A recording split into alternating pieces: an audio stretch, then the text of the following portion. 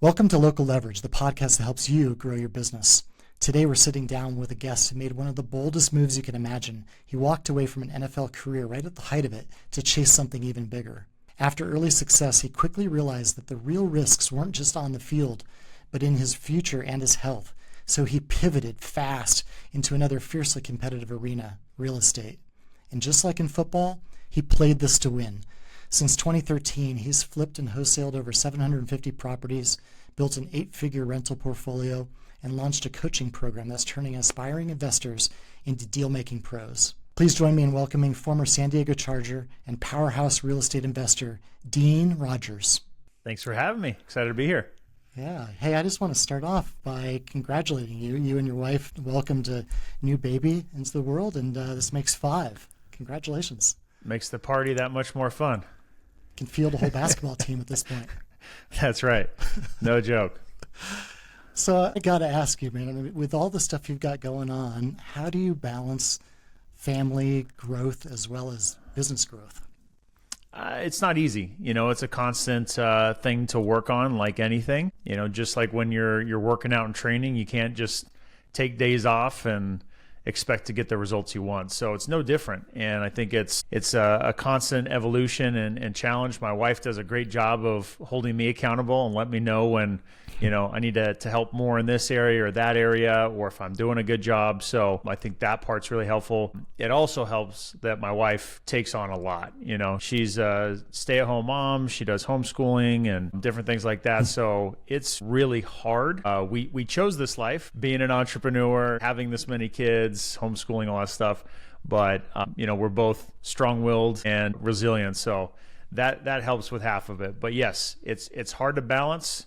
But life is a lot more balanced than when I first got started. When I first got started, and I've heard many podcasts since to help reinforce this belief that when you're getting started, if you don't have the thing that you want, there is no life balance. There is no work-life balance, right? Like you have to go to the ends of the earth to make it, to have that breakthrough, to overcome the obstacles and challenges that everybody's going to face. And so I've fortunately had lots of learning lessons, mistakes that I've overcome and had the breakthroughs. And so I'm at a place now where I can have a lot more balance coaching my kids in sports and having time for the family. I mean, is that even a framework that you believe in, like the whole work-life balance? I mean, I'm one that kind of shuns that. I don't think that really exists. And I think about maybe your experience in the NFL, like you're not balanced. You're going all out. You're busting balls just to make things happen. And so I do believe in the integrated life, right? So that seems to be more what you're talking about. Yeah, I think it's a nice sentiment, right? I think it appeals to the masses. A lot of people want to be, medicated in this world, this hard, tough, real world that we live in, and want to have the sugar pills. But I think the reality is if you're going to do anything great in life, whether it's, the pro sports that we'll talk about or making it in business, like you are going against the grain. You're swimming upstream, right? You're doing something that's difficult and that most people aren't willing to do. So this idea of work-life balance is not something that's real. Not that you can't find it, not that you can't put systems in place, right? These are things that I'm learning as an entrepreneur, that you can get to a better state. It doesn't have to always be chaos and crazy. So, yes. I belong to a mastermind group of fellow CEOs for software companies, and we were recently in a conversation where people were talking about the more kids you have, the more success you have. And I think there's something to that. I don't know if there's a direct correlation, but it's this premise of like, if you continue to stack your life with bigger family and larger needs, then you as an entrepreneur are going to raise up and meet that challenge. Mm-hmm. I've heard that, and I do find belief in that, right? I just got done listening at the same time with my business partner, the book from Dan Martell, Buy Back Your Time. Yeah. And I was driven to listen to this Audible book because, life is that much more crazy now. We just had our 5th kid, three weeks old, going on 4. And, having to try to figure out how to make this new balance and these new adjustments has forced me to be better about my time, to be better about organization and planning. Am I still perfect? Am I perfect? By no means am I, but I've already put new processes in place, right? As we're looking to hire a full-time nanny, I have a full top to bottom checklist, exactly what this person needs to do, and doing a better job in that in my own business. So I do believe that, right? It forces you to do it. You're either going to sink or swim. And if you're going to be swimming, you gotta be a better leader, a better business owner, and that'll get better results. It's funny you bring up Dan and buy back your time. Dan's my coach, and Beautiful. One of his things that maybe you want to take on is kind of this concept of a house manager, even beyond the nanny. That's right. Yep. Yeah, life changing. That's exactly. In fact, the title is that I'm laughing about is this person is going to be a carbon copy of a grandma, right? Because whenever we have grandma on my wife's side or my side, everything's amazing. So grandma / mother's helper / house manager. So awesome. Good for you. Good for you. Hey, so let me transition into business a little bit. And as I know it, you've got your own investment business, which is wildly successful, and your brand is getting stronger and stronger in the area that you serve. Beyond that, you got your coaching program. Then you've got the Deal Champs program. There may be other businesses I'm not even aware of, but I'm curious, like, is there a one that takes priority? How do you focus across these different endeavors? Yeah, they all have some push and pull. They're all complementary of each other, so that's the benefit. And I think when others are considering maybe taking on another business, there are some great business owners, operators out there that can manage many different businesses across different industries. For me, I don't want to pretend that I'm that great at enough at business to do that. So I try to vertically integrate whatever I'm going to add. And I'm trying to even scale back and be more focused. And that is our company's theme of 2025 is focus. And so with that being said, my bread and butter is real estate investing, single family houses, small multifamily, also getting into larger multifamily. We're looking at a large project right now that we'll likely acquire, and that's our bread and butter, right? Putting in new kitchens, bathrooms, floor, working with other investors and selling them great deals off market, and just helping homeowners that are in need, that are have a problem, and we're problem solvers. That's what we're great at. And so that's my baby. That's what I started. That was my transition from, the NFL to corporate to then real estate was there and continues to be the bread and butter. So that is where I have to continue to remind myself, this is what created where I'm at now. This is what created the lifestyle, the freedom, the ability to coach and help others, the ability to put on and throw events. So I have to remind myself as I look at competing for time on my schedule, what is most important. But with that said, with vertically integrating things, I'm blessed and fortunate to be able to coach and help other people and make an impact. That was a huge transition I'll get into to make that decision to do it, and love doing it. Love putting on events to create environments for people to collaborate and learn and grow together, and not be in a competitive zero-sum game type of environment, which many other places in the country are. There truly is enough deals for all of us, and I believe it's better to collaborate and win with others than try to do it on your own. Awesome. I want to touch in on the coaching in more detail, but before we do, I'm just curious on your real estate investing business. What does that team look like at this point? I mean, you've done 600 plus transactions. You got an 8-figure portfolio. Yep. How many transactions do you do in a year, and what does your team structure look like? Yeah, so for the past 4 years consecutively, we've done 100 plus deals. We've actually broken through. We're just almost at 750 deals as of right now. And the 8-figure portfolio continues to grow. It'll grow by a lot if we add these multifamily units that we're looking at. And so that means, we're doing, nearly a dozen deals a month, and that continues to grow. We continue to add more deals in that, but naturally, as you are in this line of business, you're going to come into all sorts of title issues, right? Somebody inherited a house, but they didn't have the right paperwork in place. So that process, which is called probate, might take 4, 5, 6 months. And, that all adds a time. So we have, 50 plus properties in escrow right now that we're working through all sorts of issues, and most of them get through quick. But so that's kind of number of deals that we've done. Our team, the way it looks now as it continues to grow, is there's myself and my business partner. We're the dynamic duo that started it out together, and we have an office manager helps us run all of our transactions. We have 2 acquisition managers. We have 1 follow-up specialist. We have a VA who helps, I consider her like a sales admin. She really helps kind of quarterback and see all the movement of what's going on and supporting there. And then we're looking to hire a disposition specialist right now. Yep. That was the last hat that I was wearing. Basically, any deals that we were going to sell to another investor, that was the job that I had. And love it, super fun. But as part of Dan Martell Buy Back Your Time, it's time for me to move into an even greater leadership position and support elevate the and team. delegate. That's right. And so as much as I love doing it and I have the pulse on the business and I know I have a bottom line impact, I'll have more of an impact if I put another person to do a great job there, let them do an even better job because they'll have more time than I will, and that'll help us grow. It seems like a fairly lean team given the number of transactions you're doing. It's lean and mean. Cool. Yes. We know other people with larger teams doing less deals or, other different examples. And we definitely pride ourselves in the pursuit of being an A player, right? That's another theme that we have this year is A players only, right? If we're not an A player, we either got to get there or we got to move on, right? Yep. Because the only way we're going to get to those next levels that we're striving for, and we all want to, have the best lives that we can and provide the best that we can to create the freedom. We got to step it up, or it's not it. It's not it.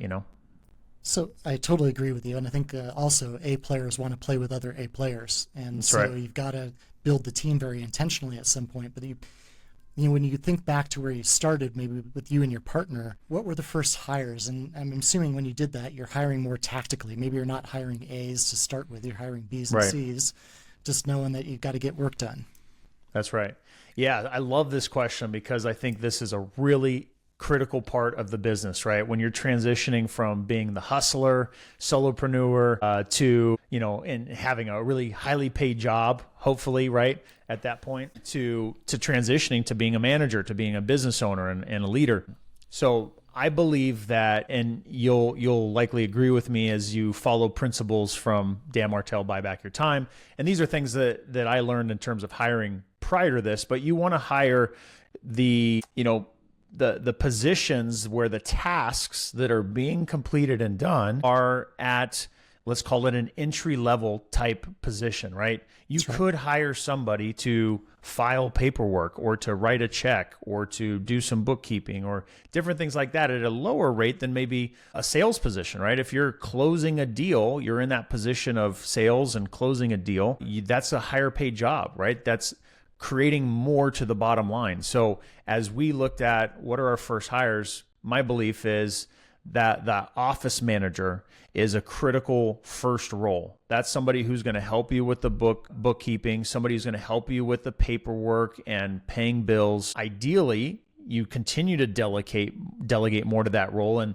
they help you with facilitating marketing and making sure that you're consistent and on track with that they can help you with your transaction coordination, right? As you're working on these real estate investing deals and you're working with escrow, you don't just hand it off to escrow and think it's going to get done. You have to kind of babysit and make sure it's going through the right process and help problem solve things that come up. So having that office manager fulfill those roles and complete those tasks is that first hire I recommend.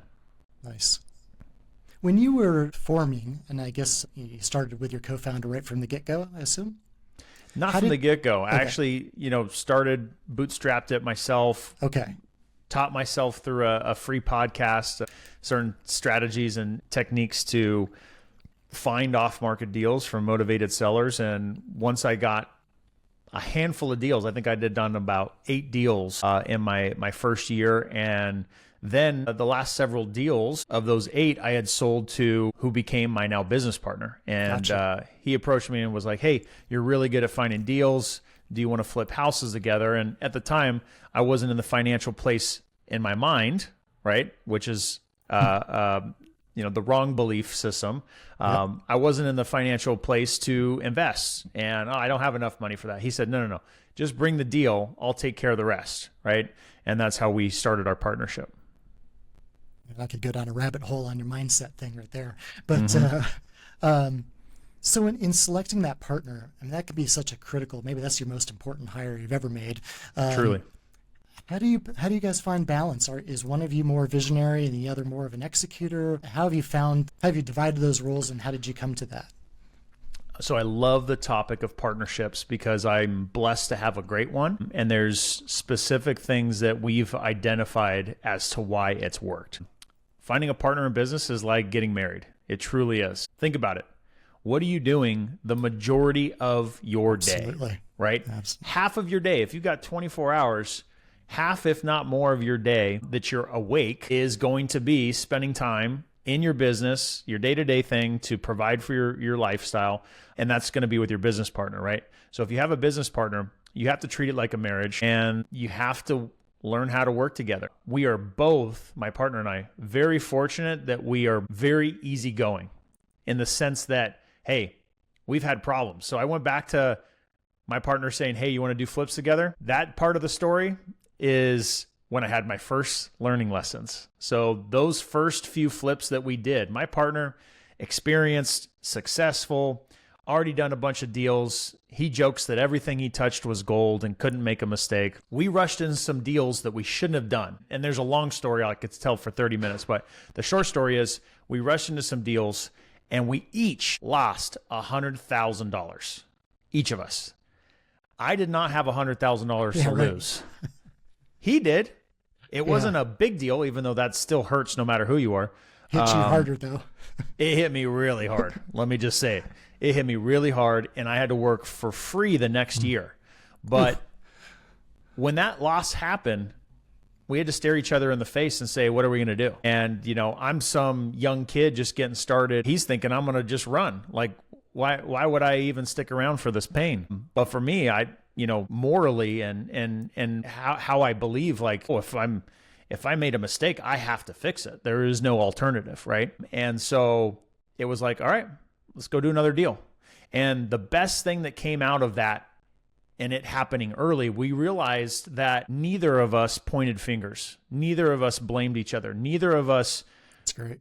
even raised our voice or yelled about it or got upset. We just maturely were like, hey, we made a mistake.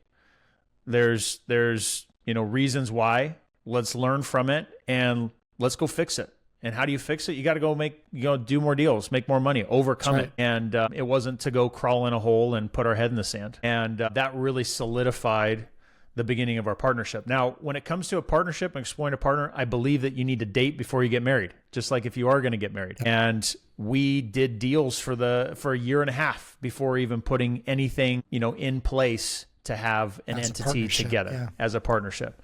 And so we operated that way and realized, hey, we flowed and worked really great together. And over the years, it's evolved. There's been, years where I've done more work and effort. There's been years where he's done more work and effort. And understanding that there's going to be give and take in that relationship. You don't have to like it, but you need to understand it and be able to communicate well to work through that, right? And so we've gone through seasons like that. And as we've evolved as business owners, we've stepped into different positions. So believe it or not, I'm more of an introverted type of personality. But out of survival, that first year especially, when I was on my own, I had to teach myself sales skills and communication and all these things. And over the years, you'd argue now I'm more of a visionary, but I'm also still very technical, very into the systems and processes and setting up the infrastructure and the technology to execute on X, Y, and Z and all the SOPs and all that kind of stuff. So I'm a nerd and also an outward facing, visionary person too. And I don't mind wearing both hats. My partner is not a detailed guy, not organized, doesn't love it, not good at it. He is boots on the ground, hard worker. As we've flipped hundreds of houses, that's him. He knows how to do it. He's great at it. When it comes to our business now, transactionally, knowing the deal, knowing what a good deal is, helping with the deal analysis, he pretty much helps oversee all of our acquisitions process. And I'm more of like the systems and then, the vocal leader, so to speak. So does that partnership permeate both the investment side as well as your coaching side, or is it just limited to the investment side? Good question. So yeah, it is. They are separate deals. He and I are all in the investment space. So all of our flips, our wholesale deals, our rental portfolio, that's all together. The coaching he has no interest in. Not that he doesn't see value in it. Not that we both don't have coaches and mentors and continue to invest in ourselves. But it's just not his cup of tea, right? I'm very much more, like I said, the organized person, the detailed person, can explain it very patiently over and over and over again, and enjoy doing it, right? Yeah. So those are separate. So I want to go a little deeper here because I'm curious about the coaching side. I mean, certainly all your experience with football, you probably just became very accustomed to the value of having a coach. Mm-hmm. What was it that made you decide that you wanted to become the coach for real estate investors? Yeah, so I had never, ever thought about being a real estate coach. It didn't cross my mind. Really, it was kind of like, the people that were real estate investing coaches, gurus, as some people will refer to it, which sometimes has a negative context to it. Yeah, but for sure. Those are people I looked up to and aspired to be like, to be around. You start to even the guru types. You pick and choose your heroes, right? There's certain people that you look up to and you're like, wow, that person, they've got great morals, great ethics, great business. They impact a lot of people. Yeah. I want to be like that person, right? And then you'll see other people that are just kind of, the snake oil salesman who's selling the next shiny object, and you got to be, a little weary of. So, people like Sean Terry, he's the first real estate investor that introduced me to real estate investing. When I searched on Google that desperate day that money was tight, done with the NFL, trying it at the corporate life and world, and realized I had to find something else that was going to get me back to that dream life of freedom and abundance. Typed into Google and found Sean Terry. He's like that. I'm forgetting the term, but like, the distant mentor, right? Not like the mentor where you and I are talking right now, but like the distant mentor that you don't really talk to, and really, really looked up to him. Now, the coaching is funny because I didn't think I'd ever be a coach, and I wouldn't say I didn't want to be a coach, but I didn't think it was necessary, right? Like it wasn't part of my plan. What happened is I started my first meetup in February of 2020. And the whole plan with that was, hey, I've been in the business, I've been doing deals, but I've just kind of been in my own silo, in my own world. And I need to break out. I need to connect with more people. I need to collaborate with more people. And why would I do this? Well, I need to think abundantly. I need to give back to other people, because with the abundance mindset, when you give to others, the universe will provide, right? And it creates this law of attraction. So I'm like, you know what? I'm diving 2 feet in. We started our first meetup. We had almost 100 people there, February 2020. Amazing turnout. All right, ready for March 2020. Let's get this next meetup. Yeah. The whole world shuts down. Exactly. It's like, whoa. No meetup. No meetup. What the heck do we do? So I went to social media. I thought, okay, well, I need to still stay connected with people. I need to continue this momentum. This energy was contagious. Let's continue to grow in this new space. So I get on social media. Don't have a ton of followers. Don't have any real presence or content. But I just start going and speaking to the camera and saying, hey guys, we're still doing deals. Hey, let's keep getting after it. Let's keep pushing. Hey, if you guys need help, let me know. Guys, if you need help with your deals, send them my way. My team will look at it. We'll help you analyze the deal. We'll help you tell you what the numbers are. Heck, we'll even go talk to the seller for you. We'll go negotiate the deal. We'll get it under contract for you. We'll get the deal sold to a buyer that pays top dollar. We'll even handle the whole escrow process.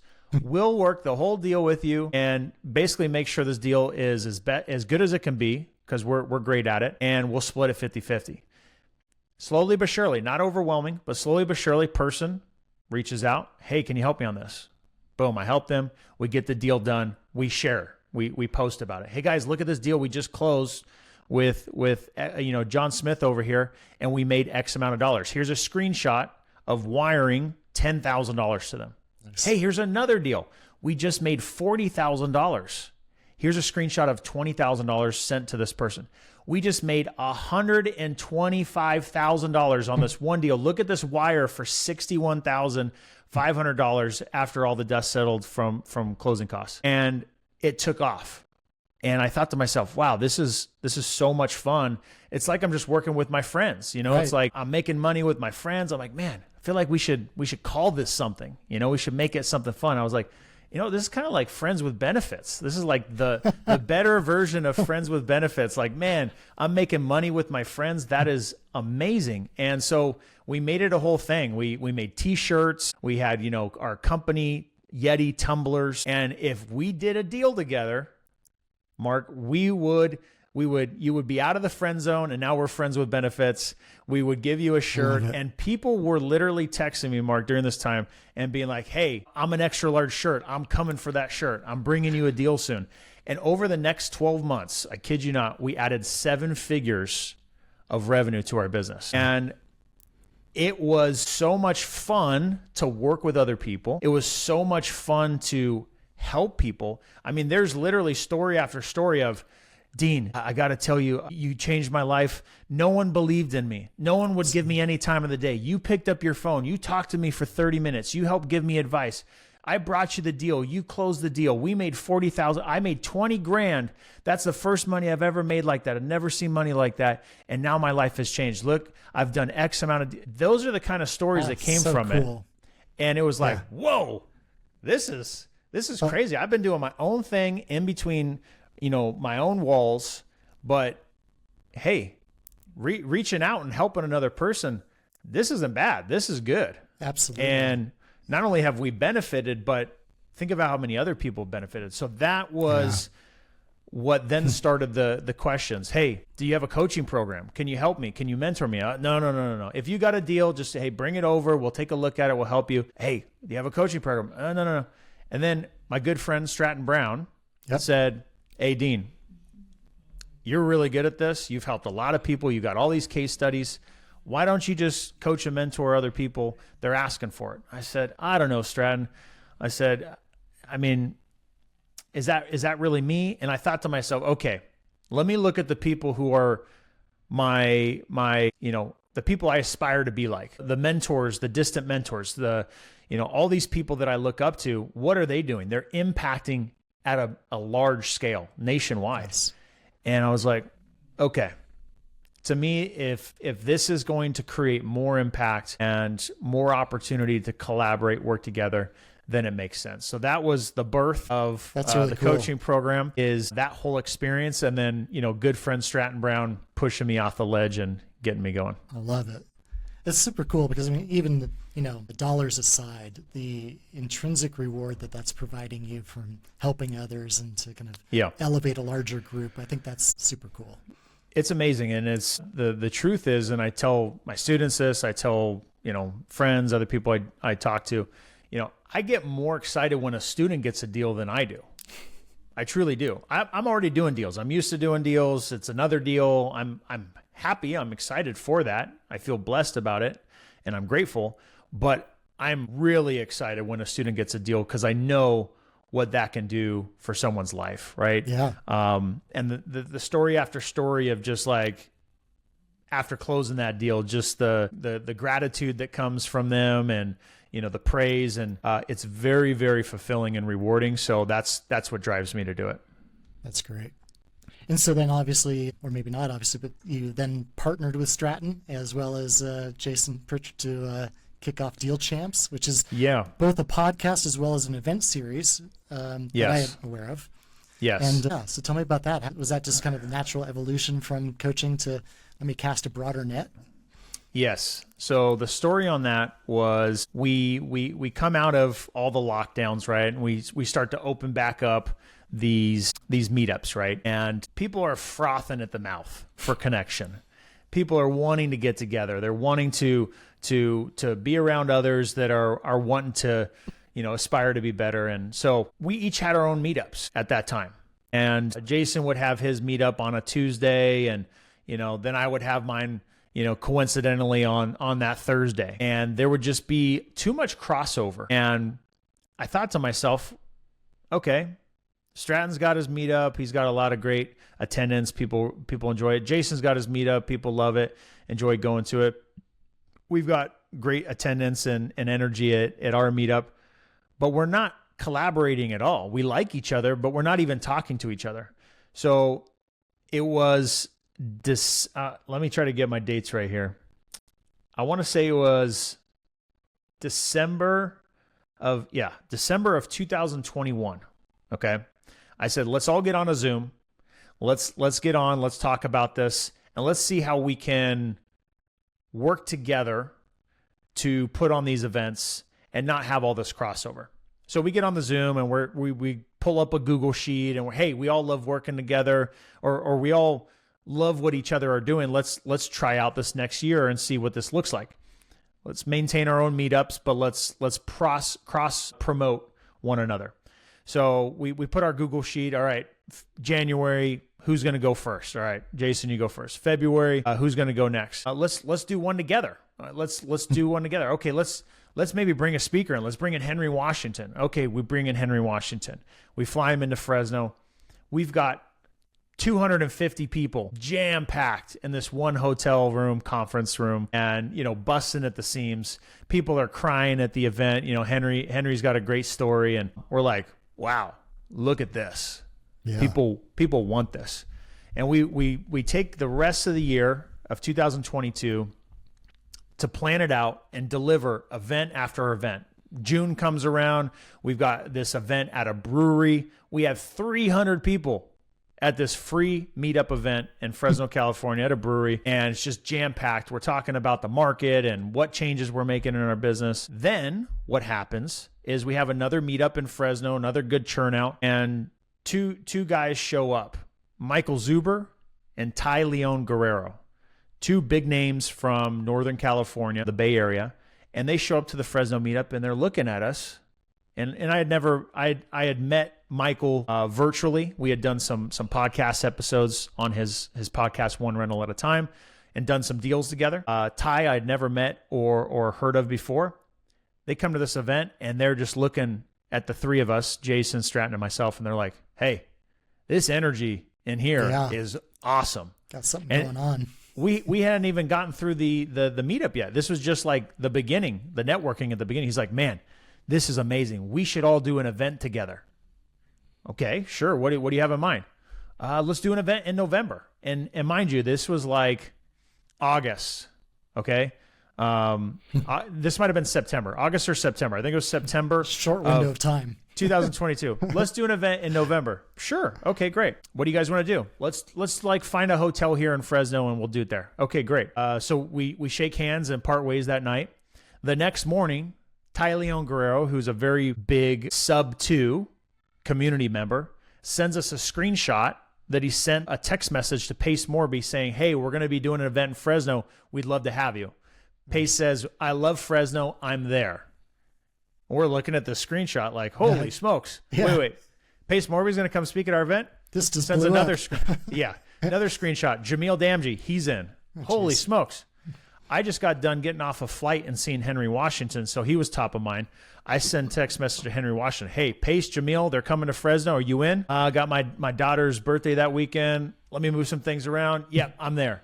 We got Henry Washington, Pace Morby, Jamil Jamji, and we have a month and a half before the event. We get 600 people at this one event, Mark. 600 people. The Crazy. First event we've ever done. We don't know what the heck we're doing, but we jam-packed this room.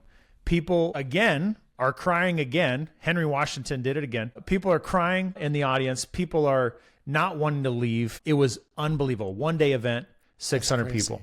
Well, I got to say, for those listening, I've been to this event just last year, and man, in the course of 2 years, you figured it out. Like, this is a really good event.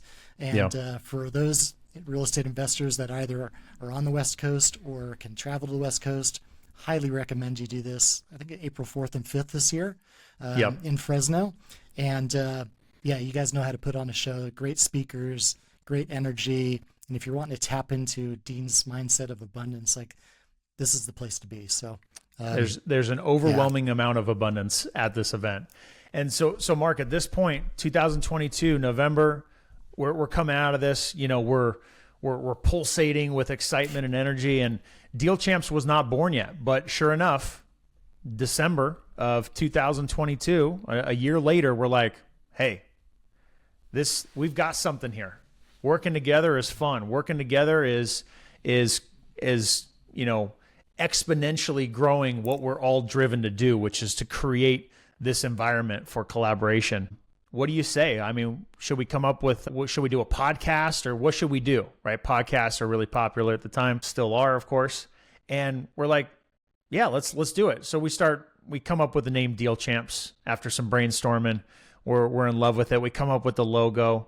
Got a guy comes up with the logo, and Deal Champs is born. We start our podcast, right? We kick it off in January 2023. We put on our next event in that March of 2023. We have Carlos Reyes come, and then 2024, I feel like we put on our biggest and best event. Awesome. We had insane speakers, an amazing venue, incredible sponsors, PropertyRadar included, and yeah, we figured it out. And our goal, our mission is to really just put on first-class events, first-class speakers, first-class sponsors, for people to leave that event just saying wow. And the feedback we got from speakers, right? Speakers who've spoken at massive stages and been in all over the country, were like, this is the best event I've ever spoken at. The quality of the audience, the quality of the sponsors, the experience they got as a speaker, right? We have a green room in the back. You feel like you're a celebrity artist about to perform on stage, and that's a whole nother conversation, but like, it's something that we're passionate about, and we're only getting started, right? And so we've got our next event, Deal Champ Summit 2025, April 4th and 5th, and Pace Morby's coming back, so he's going to be there again. It's going to be a jam-packed event. PropertyRadar is going to be there again, so I could go on and on of how excited I am. Yeah, we don't participate in a lot of these, but this is high quality, and we're happy to be a part of it, so yeah, looking forward to that. Hey, so I want to pivot a little bit here, because I'd be remiss if I didn't talk to you about your coaching, and specifically about lead generation. I mean, that's what we're all about. I'm curious, both for your own business, the investment business, is also for the folks that you're coaching. Like, what are the plays that you're recommending? What are the lead generation plays that have been the mainstay for your business, and what do you suggest people start with? Yeah. So it's all going to depend on what your budget is, right? Everybody's going to have a varying range of a budget, and there's going to be some more free hustle strategies, and then there's going to be more pay to play, speed to get in front of those quality leads. The good news is that everything works. Everything is going to get you a result as long as you're willing to stay consistent and to put in that work until you do get that result. Yeah. Some strategies will yield results faster than others. Some will require more leads until you get a deal. Some will require less. So that all being said, the first and foremost strategy that I tell all my students they have to do, because it helps you in many different ways, more than one, is networking. You have to be networking. And if you're not going to events like Deal Champ Summit, if you're not going to free meetups that are available, if you're not connecting with other people in the business on social media and continuing to reach out to new people, to follow up with people, there is missed opportunity to not only find deals and make money, but also to enrich your experience. Yeah. If you try to do this on your own, it's lonely. And like I said, when I started, I was an introvert, but I can tell you doing it on your own, which I've done, is not nearly as fun or exciting or rewarding. When you're doing it around other people doing the same thing, it helps give you different perspectives, helps give you new information and new opportunities with deals. So networking is hands down, have to do it.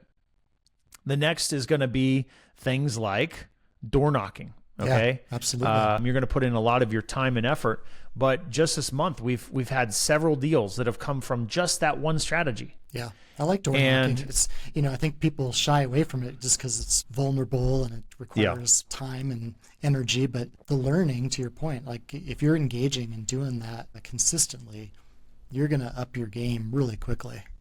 Yeah, absolutely. So using PropertyRadar for that keeping track of all of your list and your leads and the status. All of that can be done right in PropertyRadar. Right? If you want to expand on that strategy and make it even better, right? You can send all of those people letters, direct mail, straight from PropertyRadar, right? You can use one tool to accomplish a lot. And here's the thing, right? People get stuck looking for the shiny object. They'll see PropertyRadar door knocking. Great. Let me get started. They'll start the process. Ooh, another thing over here. I should try this. We have to be focused. This is the differentiator between the people that get results and don't get results, is the level of focus that we have. And when you're saying focus, are you specifically talking about the targeting of the individuals, or are you also just saying remain focused on that channel or that lead generation motion you're doing? Yeah. You can niche that down, Mark, to every layer of the line of questioning, right? Focus, first of all, is a great acronym for finish one course until successful. Yes, I'm glad you brought that up, because I am a big believer in kind of this concept of a ladder, right? Like master a channel, whatever that channel is. This channel is going to be door knocking. Master that before you then jump into the second channel, and continue to do that. Like and because the thing I see too often is people just chase the shiny object, whatever lead generation thing they heard about somebody else having success with, whether it's going to work for them or not. And I think to your point, like remain focused, master that one item, then ladder up. Yeah. I was fortunate to hear that from Sean Terry when I was first getting started on his podcast. He said, hey, focus on one marketing channel, maximize that channel, have it completely to its fullest extent, operating and running in the best that it can. You're getting all the results that you possibly can. You can't do anything else. Then add another one. And so that stuck with me. In your business, how do you recognize that point when you've mastered that, or you've tapped that one out and it's time to now tackle the second or third channel? Couple different ways that you can explore that, right? Naturally, is as you have conversations with other people and you hear of all the different techniques and strategies around that one marketing channel, right? If we're focusing on that, you'll start to pick up the different things that you can do. So door knocking, right? What are some of the things? Well, knocking on the door is step one, right? Knocking on the door again, more than one time. How many times can you knock on that door? You can knock on it many times. That's another layer to that process. Okay. Sending them direct mail. That's another layer to address that marketing channel. How many times can you or should you send direct mail? Right? You have conversations and figure out what cadence makes sense. Is there anything else I can do to get in front of that person? I could cold call them. I could text them. There's all these different things I can do. And as you get even more creative, there's some other things that are possible creative ways to try to get their attention. Once you've done all those things and you consistently do that and you have a process around it and you've gotten results from it. Yeah. Okay. Now I know that I can do it. I have done it. I'm going to do it again. I have done it again. Okay. Now I've done enough of this to where I have not only more resources to invest in another marketing strategy, but I've proven that I can do it consistently and it's worth keeping and adding something else. Yeah, totally agree. I was interested in the ones you just went through, whether it be the door knocking, direct mail, phone calls, SMS. All of those are kind of targeted outbound channels. And I'm a big believer that that's a great place to start for most small businesses. You're at now a different level. I know you're doing all sorts of content creation and you're doing TV and all these other channels. When you're coaching your group, are you usually starting with these kind of targeted outbound things that you're more controllable with, or are you also saying, hey, dip your toe in the water of doing content creation and what have you? Yeah, so I customize it to the student themselves. Budget is going to be one of those variables. Skill set, experience, those are other variables, right? One of my students, I'll call him Mr. X. Mr. X comes in, joins a coaching program 1 month ago and has already gotten 5 deals. Wow. Okay. In just a little over a month, already 5 deals. His first closed deal was a $75,000 deal. Jeez. That's not normal. It's a great way to start. That's a great way to start. That'll put some wind in your sails. But he's also not normal himself. He comes with a lot of great sales experience from a previous career and brings all that with him, but didn't have the missing puzzle pieces, right? Didn't know where to get the leads, the script that we use, and what's our sales process, and what's the systems that we set up and put in place. And once those dots were connected for him, boom, takes off, executes, and already closing big deals, right? Yeah. So that's an example of, somebody already coming in prepared and ready for that. And there'll be other students that will come in with no budget, and they might come in with some of the more hustle strategies, and still plenty of stories and examples of students getting, several deals early on and scaling it, and now created businesses, hiring team members. Is really fun to watch the whole process. That's good insight right there. Is there a lead generation strategy that's out there today that you look at and go, man, that's totally overrated, or not the place for somebody to start? That's tough. Again, I double down on the statement that everything works. Okay. I've done just about every strategy. I've had results and success in every strategy. So it's hard to want to pinpoint one and say that it doesn't work, because I know that it still does work. I know that it works very well for many other people. I'm thinking of one right now that I don't necessarily want to say, that maybe recently hasn't worked as well for us. And that's another thing that you have to understand with this whole process and journey, is that it is a journey. There are going to be ups and downs. There's going to be ebbs and flows. And just because it's not working right now doesn't mean it doesn't work. It just means that you might need to pivot. You might need to adjust. You might need to change the way that you're doing things. And it might not be that lead source, that lead marketing channel itself. Okay. Right. So that's something that we look closely at. I won't necessarily pinpoint or call out one in particular, because again, if I were to, it's a disservice to it, because I know that it works for others and maybe just not us right now. Very fair. Well, this is a great place to land it, I think. Dean, congratulations on all your success. And I love all the tactical pieces that you shared today, and the stories. And I think even, my favorite is just kind of hearing more about your mindset and how you approach the business. So thanks for taking the time and sharing that with us today. And look forward to another conversation where we can go a little bit deeper. Of course, man. Always a pleasure. Love chatting with you at all times. So thanks for having me. If you like this episode, be sure to subscribe, or make sure you share this with a friend or colleague that would get some benefit from it as well.